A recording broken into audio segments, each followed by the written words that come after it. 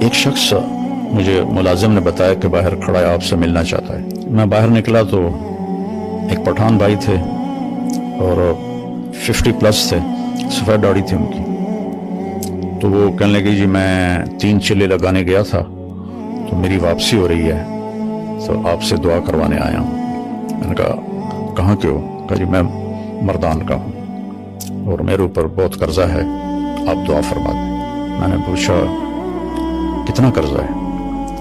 کہنے لگا 1 کروڑ روپیہ ہے، اور میں چونکہ ادا میرے ساتھ میرا پارٹنر تھا، اس نے میرے ساتھ دھوکہ کیا اور وہ مال لے کے افغانی تھا، وہ دوڑ گیا واپس افغانستان، وہ سارا قرضہ میرے اوپر آ گیا۔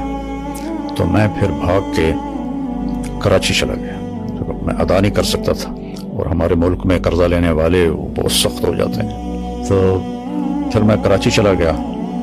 اب میں 14 سال کے بعد واپس آیا ہوں۔ مجھے نہیں پتا میرے بچے کس سال میں ہیں، کیسے ہیں۔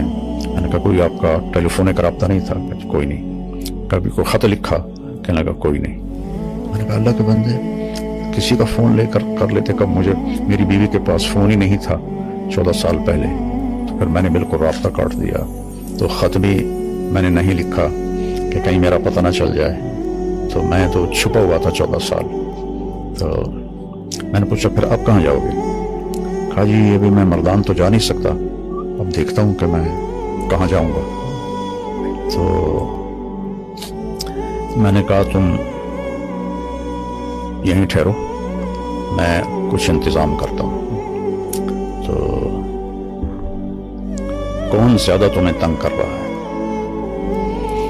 تو اس نے کہا جی وہاں کا ایک ہمارا بڑا سردار ہے، MP بھی بنتا ہے، اس کے میں نے 25 لاکھ دینے ہیں، اور ایک دوسرا ہے وہ بھی وہاں کا بڑا با اثر ہے، اس کے کوئی 15 لاکھ دینے ہیں کہ 10 لاکھ دینے ہیں، مجھے یاد نہیں ہے۔ تو وہ اگر ادا ہو جائیں تو میں گھر جا سکتا ہوں۔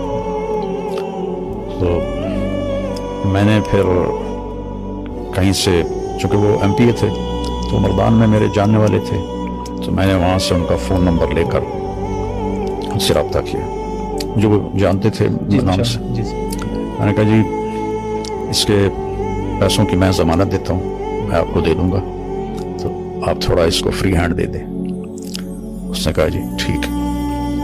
تو پھر میں نے اس کے گھر کا پتہ کروایا، تو ایک ساتھی سے تبلیغی دوست ہر جگہ ہوتے ہیں، نیٹ ورک پوری دنیا میں ہے۔ بالکل۔ تو وہ ان کے گھر تک پہنچا، ان کی بیوی سے میری بات ہوئی، سلمہ نام تھا اس کا، اس کا نام تھا منظر خان۔